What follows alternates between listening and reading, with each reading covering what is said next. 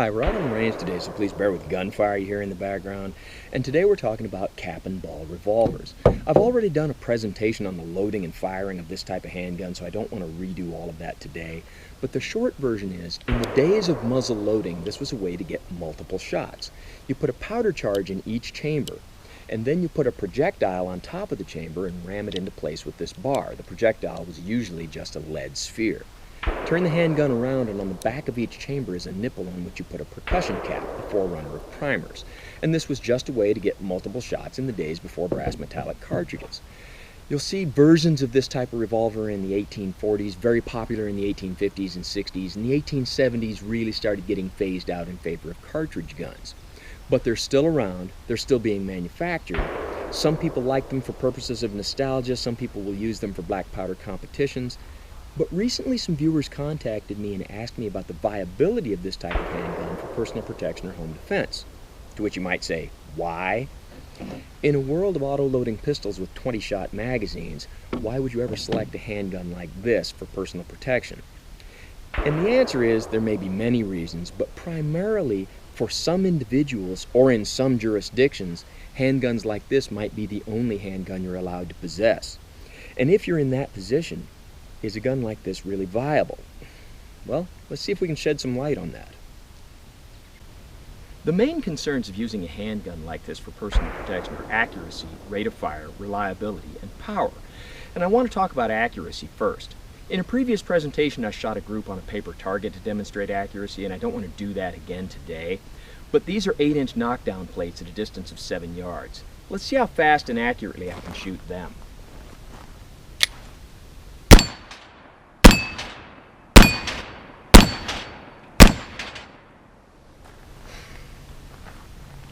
The speed probably doesn't compare to your Glock, but it wasn't exactly slow, and the accuracy looks just fine. On the subject of reliability, these handguns are not as reliable as modern handguns. But when they malfunction, it's usually something that's shooter caused. You didn't put your cap on properly and it fell off. You meant to put powder in all 6 chambers but only got it in 5, so that round doesn't go off. But I found as long as I don't make mistakes and I'm using high quality components and a good quality handgun, they'll usually go off about 95% of the time. A question that comes up in terms of reliability is, if you leave this revolver loaded for a long time, will it lower its reliability? Stored improperly? Probably yes.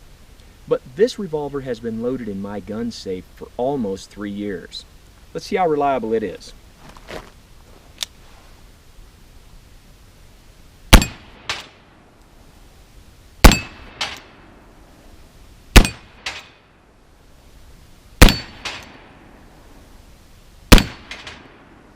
And I'm out of targets, but I still have 1 round left.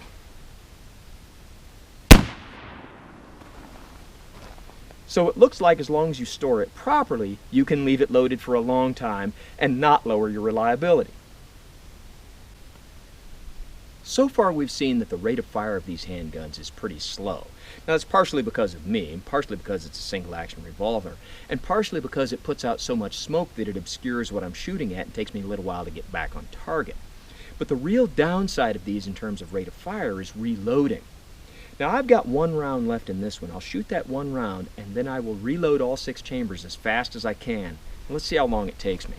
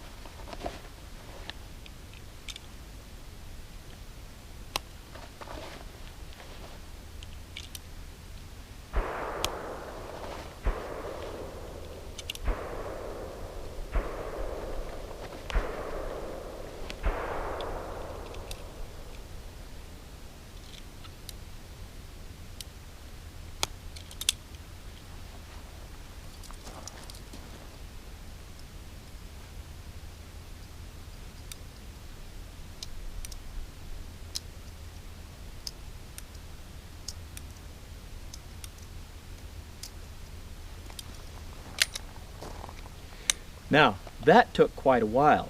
And remember, this particular handgun does not need wads or grease on it. Some do.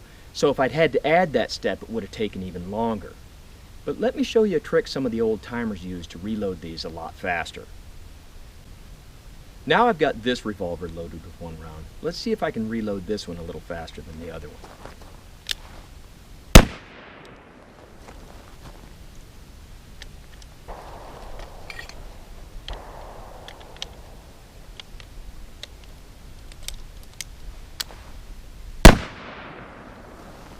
Much faster. That does come with a downside though. If you're going to carry an extra cylinder loaded and capped in your pocket, there's a chance, albeit a small one, that something can hit one of those caps and set it off in your pocket. You have to be careful about how you carry it. Also, depending on the revolver, cylinders can cost a lot. Now, last I checked, for this Remington replica, I can get extra cylinders for about $25. For the Ruger I was using before, they're about $250. As far as the effectiveness of these kind of handguns, I don't like to discuss velocities because they can vary so much depending on what type of propellant, amount of propellant, barrel length, and a few other things. So to test effectiveness, we're going to use the meat target. And for those who haven't seen it before, it's leather jacket skin followed by pork steak pectoral, pork ribs, a watermelon to simulate lung tissue, more pork ribs on the back, 4 layers of t-shirt on the front, 4 layers on the back, and the whole thing followed by the new and improved high-tech fleece bullet stop. And I've got my Ruger Old Army with a 7.5-inch barrel loaded with 40 grains of 3F black powder and a round ball that, according to my scale, is 143 grains. So I'll shoot the meat target from 7 yards, and let's see how it does.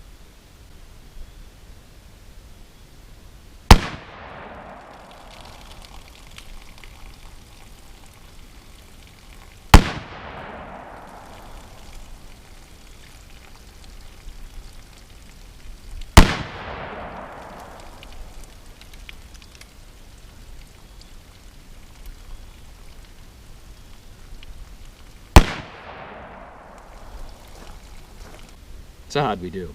Well, on the front where the bullets hit the ribs, shattered them, did a lot of damage to our watermelon lung tissue. 3 of the 4 projectiles hit the ribs on the back, and where they did, they made big holes, and where the bullets hit the ribs, broke them. And all 4 projectiles were stopped by the t-shirt on the back of the target. Let me show you a close-up of the projectiles. And you can see that these lead ball projectiles are deformed to varying degrees depending on whether or not they hit a rib.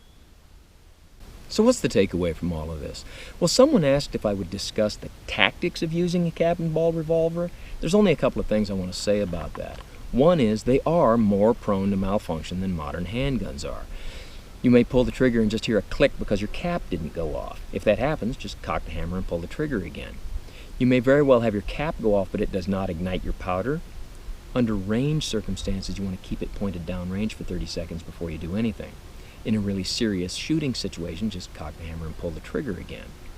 And because these guns have more tendency to malfunction than modern guns, you have to be someone who can keep your head and deal with those things. Another problem with these is very limited capacity. Even if you have a spare cylinder, reloading can be slow. The upside of that is, according to those few statistics that I consider reliable, most citizen-involved shootings are resolved in less than 6 rounds. But if you're someone whose shooting stance looks like this, then a cap and ball revolver is not for you. The real bottom line is that they are more accurate, more reliable, and evidently quite a bit more effective than people give them credit for. Would it be my first choice in terms of a carry gun? No, but if that's what you're relegated to, and you can do your due diligence in terms of maintenance and loading and troubleshooting, a cap and ball revolver will get you through. So, as always, don't try this at home on what you call a professional, and thanks for watching the cap and ball revolver video.